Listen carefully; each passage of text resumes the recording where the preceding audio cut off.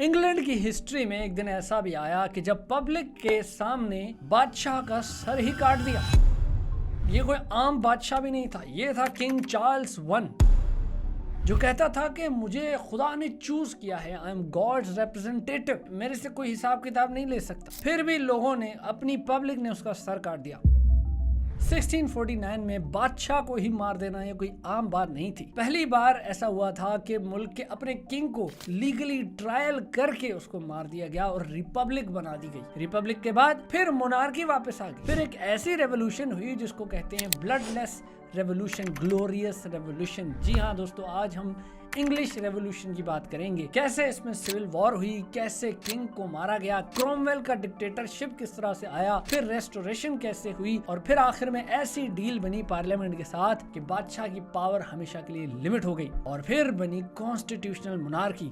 मुझे पता है बहुत ज्यादा कुछ है, आस्ते आस्ते चलते हैं। चलो भाई शुरू करते हैं। थोड़ा सा बैकग्राउंड जान लेते हैं कि हो क्या रहा था उस वक्त इंग्लैंड में। तो भाई 17th सेंचुरी के शुरू में इंग्लैंड में एब्सोल्यूट मोनार्की का सिस्टम था। उसका मतलब ये था कि किंग की जो पावर है वो ऑलमोस्ट अनलिमिटेड है। उसके फैसले फाइनल होते थे, कोई उसके फैसलों को चैलेंज नहीं कर सकता। इस सिस्टम को सपोर्ट करने के लिए एक बहुत स्ट्रॉन्ग थ्योरी थी जिसको कहते थे डिवाइन राइट ऑफ किंग्स। इस थ्योरी के मुताबिक जो बादशाह थे वो आम इंसान नहीं थे, बल्कि खुदा के भेजे हुए बादशाह थे, मतलब रिप्रेजेंटेटिव थे खुदा के। उनको पावर जो थी वो खुदा की तरफ से आती थी, ये माना जाता था, ये थ्योरी थी। तो जो भी बादशाह के अगेंस्ट जाता था, इसका मतलब है वो गॉड के अगेंस्ट जा रहे हैं। यूरोप के बहुत से किंग्स इस थ्योरी को अपनी पावर जस्टिफाई करने के लिए यूज करते थे। तो जी किंग जेम्स वन, जो कि 1603 से 1625 तक इंग्लैंड के किंग रहे, वो इस थ्योरी को बहुत सपोर्ट करते थे। उस बंदे ने तो क्लियरली बोल दिया था कि kings are justly called gods, यानी किंग्स को गॉड के बराबर ही माना जाता था तकरीबन। उसके बेटे चार्ल्स वन, जो 1625 से 1649 तक किंग रहा, वो भी बिल्कुल इसी सोच पर ही यकीन रखता था। वो मानते थे कि पावर जो उनके पास आई है ये खुदा की तरफ से आई है और किसी को वो जवाबदेह नहीं है। लेकिन उसी के साथ साथ इंग्लैंड में एक और बहुत पावरफुल इंस्टीट्यूशन मौजूद थी जिसे पार्लियामेंट कहते हैं। पार्लियामेंट दो हिस्सों में डिवाइडेड थी। एक थे हाउस ऑफ लॉर्ड्स, जिसमें नोबल्स थे, बिशप्स शामिल थे। ये लोग ज्यादातर किंग के सपोर्टर ही थे क्योंकि उनकी अपनी पोजीशन और किंग का जो फायदा था वो आपस में लिंक्ड था। दूसरा जो ग्रुप था वो था हाउस ऑफ कॉमन्स, जिसमें कॉमन जो लोग हैं उनके रिप्रेजेंटेटिव्स होते थे। स्पेशली जो रिच मर्चेंट्स थे, लैंड ओनर्स जो थे, या मिडिल क्लास के जो लोग थे। ये लोग क्या चाहते थे कि जो किंग की पावर है वो अनलिमिटेड ना हो, थोड़ी सी लिमिट रहे। किंग भी लॉ के अंडर ही होना चाहिए। पार्लियामेंट के पास एक बहुत बड़ी पावर थी और वो थी पावर ऑफ पर्स, जिसको कहते हैं। इसका मतलब ये था कि सिर्फ पार्लियामेंट ही टैक्स अप्रूव कर सकती है। किंग को अपने खर्चे, वॉर्स, गवर्नमेंट चलाने के लिए जो पैसे चाहिए होते थे उसके लिए पार्लियामेंट की इजाजत चाहिए होती थी। वो पार्लियामेंट पे डिपेंड करता था और ये जो डिपेंडेंसी थी ये किंग के लिए बहुत बड़ी प्रॉब्लम बन गई थी। भाई चार्ल्स को बहुत ज्यादा पैसों की जरूरत थी। उसने स्पेन और फ्रांस के साथ जो वॉर छिड़ी हुई थी तो उसमें उसको पैसों की जरूरत थी। उसका अपना जो एक्सपेंस है वो भी बहुत ज्यादा था, लेविश लाइफस्टाइल वो गुजारता था। कोर्ट का, आर्मी का, ये सब खर्चा होता है बहुत सारा। लेकिन पार्लियामेंट उसको पैसे देने में थोड़ी रिलेक्टेंट थी। पार्लियामेंट के मेंबर्स कहते थे कि किंग अपनी पावर का गलत इस्तेमाल कर रहा है, वो पार्लियामेंट के राइट्स को इग्नोर कर रहा है और लोगों को जो है ना उनकी रजामंदी के बगैर उन पर टैक्स लगा रहा है। तो ये तो हम अप्रूव नहीं करेंगे। इस टेंशन की वजह से 1629 में चार्ल्स वन ने पार्लियामेंट को ही डिसॉल्व कर दिया। कहा बजाओ घर जाओ, छुट्टी करो। उसके बाद उसने ऑलमोस्ट 11 साल तक बिना पार्लियामेंट की हुकूमत की।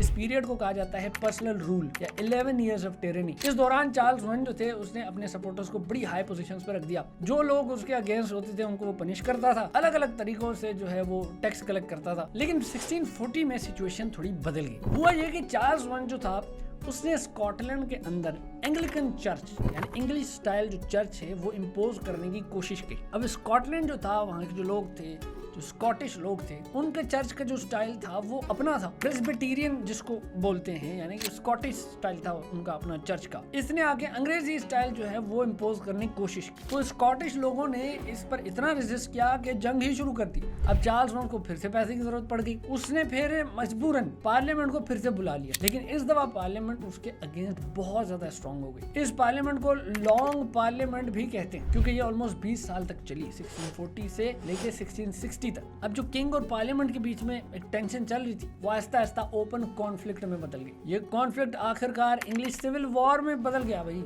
जहां किंग के सपोर्टर्स और पार्लियामेंट के सपोर्टर्स के बीच में लड़ाई शुरू हो गई। यानी ये जो पूरी इंग्लिश रेवोल्यूशन है ना, उसकी जो शुरुआत है वो यहाँ से होती है कि किंग की एब्सोल्यूट जो पावर है उसको किस तरह पार्लियामेंट काबू करने की कोशिश करती है। इनके बीच में जो टकराव होता है ये एक स्टार्टिंग पॉइंट था। तो फिर ये 1642 में जो सिविल वॉर हो गई, ये इंग्लैंड की हिस्ट्री की सबसे बड़ी इंपॉर्टेंट और खूनी सिविल वॉर थी। इस वॉर में दो साइड्स थी क्लियरली।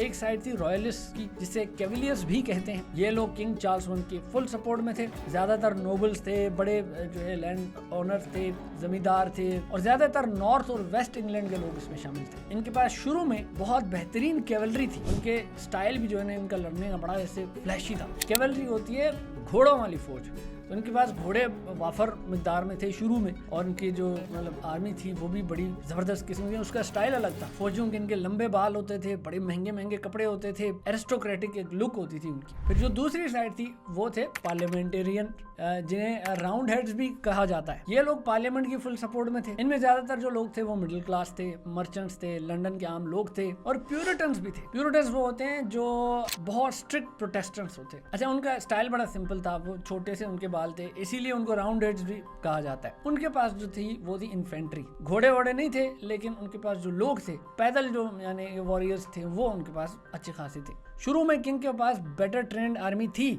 लेकिन पार्लियामेंट के पास जो है ना वो रिसोर्सेज ज्यादा थे। पार्लियामेंट जो थी वो लंदन और भी बहुत सारे इंपॉर्टेंट पोर्ट्स को कंट्रोल करती थी, जो ट्रेड और पैसे का सेंटर थे। इसलिए पार्लियामेंट के पास टाइम के साथ साथ पैसे भी बहुत आ रहे थे, सप्लाईज भी आती जा रही थी। दोनों साइड्स के बीच में भाई बहुत बड़ी बैटल्स हुई। इनमें सबसे जो इंपॉर्टेंट बैटल है वो है बैटल ऑफ नेस्बी। ये जो बैटल ऑफ नेस्बी है ये हुई 1645 में। इस बैटल के अंदर पार्लियामेंट ने अपनी नई आर्मी बनाई, बहुत डिसिप्लिन्ड आर्मी, जिसे न्यू मॉडल आर्मी कहते थे। इसका लीडर था वो था ओलिवर क्रॉमवेल। उसी ने ही ऑर्गेनाइज किया था इस पूरी आर्मी को, और ऐसी जबरदस्त किस्म की उसने आर्मी बनाई कि उसने किंग को डिफीट ही कर दिया। ये जो बैटल थी ना, ये सिविल वॉर का टर्निंग पॉइंट बन गई। इसके बाद किंग की पोजीशन शदीद कमजोर होती चली गई। 1646 में चार्ल्स वन ने खुद ही सरेंडर कर दिया कि भाई माफी दे दो, मेरे से और नहीं हो रहा। लेकिन कॉन्फ्लिक्ट यहाँ खत्म नहीं हुआ। पार्लियामेंट के अंदर भी बड़े फैक्शंस थे। कुछ लोग किंग के साथ कॉम्प्रोमाइज करने के लिए तैयार थे, वो चाहते थे मोनार्की को वापस ले आते, जबकि कुछ लोग बिल्कुल भी नहीं चाहते थे किंग को जो ना पावर वापस मिल जाए। अंदर इस इंटरनल डिवीजन की वजह से सिचुएशन फिर से बिगड़ गई। 1648 में सेकंड सिविल वॉर शुरू हो गई। फिर इस बार पार्लियामेंट की आर्मी ने किंग को कंप्लीटली डिफीट कर दिया और उसको कैप्चर ही कर लिया, उसको कब्जे में ही कर लिया। ये जो था यूरोप का एक शॉकिंग मोमेंट था उसकी हिस्ट्री का। पार्लियामेंट ने चार्ल्स वन को ट्रायल के लिए प्रेजेंट किया। उस पर यह इल्जाम लगाया कि भैया आपने जो है ना पावर का गलत इस्तेमाल किया है, अपने ही लोगों के अगेंस्ट आपने जंग लड़ी है, तो ये ट्रीजन किया है, आपने गद्दारी की है। किंग ने ट्रायल को रिजेक्ट किया। उसने कहा कि उसको कोई आम जो कोर्ट है वो ट्रायल नहीं कर सकती, क्योंकि वो किंग है, वो गॉड का रिप्रेजेंटेटिव है। लेकिन पार्लियामेंट ने कहा कि भाई ऐसा कोई सीन नहीं है, बेशक किंग हो, वो आता कानून के अंदर, ये लॉ के अंदर ही आता है, वो लॉ से ऊपर नहीं है। फिर 30 जनवरी 1649 को चार्ल्स वन को पब्लिकली भी कर दिया गया, गला काट दिया भाई, सर काट दिया उसका व्हाइट हॉल पैलेस के बाहर। ये पहली बार था कि किसी यूरोपियन कंट्री ने अपने ही रेनिंग जो किंग था उसको ऑफिशियली ट्रायल करके उसको एग्जीक्यूट कर दिया। लोगों ने पहली बार देखा कि भाई जो बादशाह है किंग, वो भी एग्जीक्यूट हो सकता है, वो भी लॉ के ऊपर नहीं है। किंग की एग्जीक्यूशन के बाद अब ऑफिशियली इंग्लैंड में कोई किंग तो नहीं था, ये एक रिपब्लिक बन चुकी थी जिसे कॉमनवेल्थ भी कहते हैं। लेकिन असल पावर वो थी ओलिवर क्रॉमवेल के पास, उसके हाथों में। क्रॉमवेल वही जो मैंने बताया कि जिसने पूरी ये आर्मी को डिसिप्लिन किया, ऑर्गेनाइज किया। ये प्योरिटन था, यानी कि बहुत स्ट्रिक्ट प्रोटेस्टेंट था। न्यू मॉडल आर्मी जो थी उसका वो लीडर था, बहुत डिसिप्लिन था, बहुत रिलीजियस था, बहुत एम्बिशियस था। लोग शदीद डरते थे उससे। कुछ लोग इज्जत करते थे उसके फॉलोअर, लेकिन कुछ लोग बहुत डरते थे उससे। क्रॉमवेल ने आयरलैंड और स्कॉटलैंड में बहुत ज्यादा हार्ड कैंपेन्स किए हैं। आयरलैंड में तो उसने मैसेकर करवाया भाई। उसने जब आयरलैंड को सीज किया तो तकरीबन 2000 से ज्यादा सोल्जर्स को मार दिया, 2000 से ज्यादा सिविलियंस को भी मार दिया। आज भी आयरलैंड में उससे बहुत लोग नफरत करते हैं। स्कॉटलैंड में भी उसने बहुत ज्यादा स्ट्रॉन्ग मिलिट्री कंट्रोल स्टैब्लिश करने की कोशिश की। 1653 में जब पार्लियामेंट उसके अगेंस्ट होने लग गई तो क्रॉमवेल ने उसको भी डिसॉल्व कर दिया। खुद को उसने फिर लॉर्ड प्रोटेक्टर डिक्लेयर कर दिया, यानी ऑलमोस्ट एक ये मिलिट्री डिक्टेटरशिप बन गई। उसने अपने लॉयल जो सपोर्टर्स थे उनको बड़ी हाई पोजीशंस दी, जैसे हर कोई मिलिट्री डिक्टेटर करता है। अच्छा, अब क्रॉमवेल ने इंग्लैंड को कई तरीकों से स्ट्रॉन्ग भी बनाया। उसने नेवी को बड़ा इंप्रूव किया। इसी तरह इंग्लैंड को एक बहुत इंपॉर्टेंट नेवल पावर बनाने की उसने कोशिश की, उसमें बहुत बड़ा उसका कंट्रीब्यूशन है। ट्रेड को बड़ा प्रमोट किया उसने, लेकिन वो स्ट्रिक्ट बहुत था, वो मॉरल लॉज उसने बड़े स्ट्रिक्ट बना दिए, थिएटर बंद कर दिए, क्रिसमस सेलिब्रेट करना बंद कर दिया। उसके मुताबिक ये सारी पेगन ट्रेडिशंस थी, ये क्रिश्चियन ट्रेडिशंस नहीं थी। तो संडे पर भी जो है सेलिब्रेशन वो भी उसने बंद कर दिए, हर एंटरटेनमेंट उसने बंद कर दी। लोग अब ज़ाहिर है फिर आहिस्ता आहिस्ता उसके इतने स्ट्रिक्ट रूल से तंग ही आ गए। बहुत से लोग तो ये कहते थे कि क्रोमवेल से बेहतर था पहले वाला जो बादशाह था, चार्ल्स इससे कई दफा बेहतर था। 1658 में फिर क्रोमवेल मरा किससे भला? मलेरिया से। मच्छर, साला एक मच्छर जी, मलेरिया से वो मर गया। अब जैसे वो मलेरिया से मरा तो उसके बाद उसका जो बेटा है रिचर्ड क्रोमवेल, वो बन गया लॉर्ड प्रोटेक्टर। लेकिन वो बड़ा कमजोर था, उसकी आर्मी जो थी वो आर्मी भी उसको खुद सपोर्ट नहीं करती थी। ये पीरियड ये दिखाता है कि रेवोल्यूशन के बाद भी पावर जो है वो आखिर में एक स्ट्रॉन्ग इंसान के हाथ में ही चला जाता है। चाहे उसका नाम किंग हो ना हो ये मैटर नहीं करता, पावर उसके पास ही चला जाता है जो पावरफुल इंसान होता है। 1660 से पहले इंग्लैंड में बहुत बड़ा केओस था। ओलिवर क्रोमवेल की डेथ के बाद उसका जो बेटा था रिचर्ड क्रोमवेल, थोड़ी देर तक के लिए प्रोटेक्टर तो बना रहा, लेकिन जैसे मैं आपको बताया वो बहुत वीक था। आर्मी उसकी जो उसके जनरल्स थे वो आपस में लड़ने लग गए, पार्लियामेंट भी बार बार वो डिसॉल्व होती रहती थी, और फिर लोग भी मिलिट्री डिक्टेटरशिप जो थी उसे थक चुके थे। कोई इस वक्त स्ट्रॉन्ग स्टेबल जो है लीडर नहीं था जो मुल्क को संभाल सके, जो ऑर्डर को मेंटेन कर सके। तो इस सिचुएशन में जनरल जॉर्ज मंक जो स्कॉटलैंड में आर्मी का एक कमांडर था, उसने बड़ा डिसाइसिव रोल प्ले किया। वो अपनी फौज लेकर लंदन आया और क्लियरली ये उसने फैसला किया कि अब मोनार्की को वापस लेके आना है वरना इंग्लैंड टूट जाएगा। उसने कहा भाई वो जो बादशाह पहले चली गई थी ना उसको वापस ही लेके आते। फिर उसने क्या किया, जो चार्ल्स वन था उसके बेटे, जो बादशाह जिसको मार दिया था उसके बेटे चार्ल्स टू को हॉलैंड से उसने इन्वाइट किया। वो इंग्लैंड आया और फिर उसने भाई अपनी गद्दी संभाल ली, यानी मोनार्की वापस आ गई। 1660 में चार्ल्स जैसे इंग्लैंड पहुंचा, इस वापस आने को बोलते हैं रेस्टोरेशन, यानी मोनार्की की रेस्टोरेशन। चार्ल्स टू बड़ा क्लेवर आदमी था और प्रैक्टिकल था। उसने डिक्लेरेशन ऑफ ब्रेडा नाम का एक बड़ा इंपॉर्टेंट डॉक्यूमेंट था वो जारी किया, जिसमें उसने प्रॉमिस किया कि मैं पुराने बदले नहीं लूंगा, भाई पुराने बदले में नहीं लूंगा, सिर्फ उन लोगों को छोड़ के जिन्होंने डायरेक्टली मेरे अब्बा को यानी चार्ल्स वन को एग्जीक्यूट किया था, उसकी एग्जीक्यूशन में जो इन्वॉल्व थे डायरेक्टली। फिर दूसरा उसने ये कहा कि मैं रिलीजियस टॉलरेंस का भी वादा करता हूँ, किसी को ये नहीं बोलूंगा यही सही मजहब है, तूने यही करना है जो मैं कह रहा हूँ, हर किसी की मर्जी है। फिर उसने कहा कि मैं जो प्रॉपर्टी के डिस्प्यूट्स हैं उनको भी सॉल्व करने की बात करूंगा। लोगों ने बड़ा खुशी खुशी उसको एक्सेप्ट कर लिया, क्योंकि वो मिलिट्री डिक्टेटरशिप का जो क्योस था उससे थक चुके थे। अब उनको वो ट्रेडिशनल किंग चाहिए था। चार्ल्स टू जो था उसने भी अपनी पावर को बढ़ाने की कोशिश की, लेकिन जो पार्लियामेंट है वो साथ साथ उसकी टेंशन चलती रही, स्पेशली पैसों को लेके और रिलीजन के मामलों पर भी। उसने फ्रांस के जो लुई 14 है उसके साथ सीक्रेट ट्रीटी ऑफ डोवर की एक ट्रीटी साइन की उसके साथ, जिसमें उसने फाइनेंशियल हेल्प के बदले कैथोलिक बनने का प्रॉमिस कर लिया उसके साथ कि मैं कैथोलिक बन जाऊंगा, पैसे दे दूं। लेकिन ये बात छुपी रही। उसके अगेंस्ट भी जो ऐसे प्लॉट करते थे ना, वो भाई उनको पकड़ के उनसे या तो उनका डील करता था या उनको सजाएं देता था। अच्छा भाई, जब फिर ये चार्ल्स टू ये मर गया, हार्ट अटैक उसको हुआ, जैसे ही ये मरा तो उसका भाई जो है जेम्स टू वो बन गया किंग। अब जेम्स टू जो था उसका केस अलग था, वो ओपन कैथोलिक था, जबकि इंग्लैंड की जो मेजॉरिटी थी वो प्रोटेस्टेंट थी और उनको कैथोलिक मोनार्की से बड़ा डर लगता था। स्पेशली ये याद करके कि पहले चार्ल्स वन जो था उसके टाइम रिलीजियस कॉन्फ्लिक्ट कितना बड़ा मसला बन गया था। तो जेम्स टू ने फौरन से अपनी पावर को कंसोलिडेट करने की कोशिशें शुरू की। उसने आर्मी और गवर्नमेंट की हाई जो पोजीशन से वहाँ पे कैथोलिक ऑफिसर्स को रखना शुरू कर दिया, पार्लियामेंट को उसने इग्नोर करना शुरू कर दिया। अच्छा, ये अब उसको भी पता था कि वो तो खुला कैथोलिक है तो लोग उससे मसला ना हो, तो उसने क्या किया कि डिक्लेरेशन ऑफ इंटेलिजेंस एक जारी की कि उसके हिसाब से कैथोलिक्स जो थे और जो डिसेंटर्स थे उनको रिलीजियस फ्रीडम देने की उसने कोशिश की। लेकिन लोग जो है ना वो समझते थे कि नहीं ये इसका कैथोलिक एजेंडा है। लोग तो प्रोटेस्टेंट थे, ये पूरा तो मैंने आपको कहानी बताई थी कैथोलिक्स और प्रोटेस्टेंट की पूरी जो है ना ये कैसे टूटे। तो भाई सबसे बड़ी प्रॉब्लम जो है वो 1688 में आई जब जेम्स टू की दूसरी जो वाइफ थी मैरी ऑफ मॉडर्ना, उसके बेटे का जन्म हुआ। जेम्स फ्रांसिस एडवर्ड स्टुअर्ट उसका नाम था। अब तक लोग ये सोच रहे थे कि जेम्स के बाद उसकी जो प्रोटेस्टेंट बेटियां हैं मैरी और एन वो गद्दी पर आएंगी, लेकिन अब एक कैथोलिक मेल जो पैदा हो गया बच्चा एयर जो है, इसलिए लोगों को ये डर लगने लग गया कि ये तो कैथोलिक डायनेस्टी शुरू हो जाएगी, फिर तो ये परमानेंटली जो है वो सेटल हो जाएगी, ये डायनेस्टी बन जाएगी, इंग्लैंड फिर से कैथोलिक बन जाएगा। इस पॉइंट पर जो पार्लियामेंट के बड़े इंपॉर्टेंट लीडर्स थे उन्होंने एक्शन लेना शुरू कर दिया। उन्होंने जेम्स II की जो बड़ी बेटी थी मैरी, जो प्रोटेस्टेंट थी, उसका जो हस्बैंड था विलियम ऑफ ओरेंज, वो नीदरलैंड का बड़ा पावरफुल प्रोटेस्टेंट रूलर था, उन दोनों को इन्वाइट किया। वो इंग्लैंड आए और उन्होंने सिचुएशन को संभाला। विलियम नवंबर 1688 में अपनी आर्मी लेकर इंग्लैंड जैसे लैंड हुआ तो जेम्स II जो था उसने कोई रेजिस्टेंस नहीं शो की। मसला ये था कि उसकी अपनी आर्मी में बहुत सारे जो लोग थे वो विलियम के साथ थे, वो स्विच कर गए थे। उसने कहा भाई अब तो मैं कमजोर पड़ रहा हूँ, तो वो फिर फ्रांस भाग गया। इस इवेंट को बोलते हैं ग्लोरियस रेवोल्यूशन, क्योंकि इसमें खून ही नहीं बहा, ब्लड लेस रेवोल्यूशन हुई है। थोड़ी बहुत ज़ाहिर है लोकल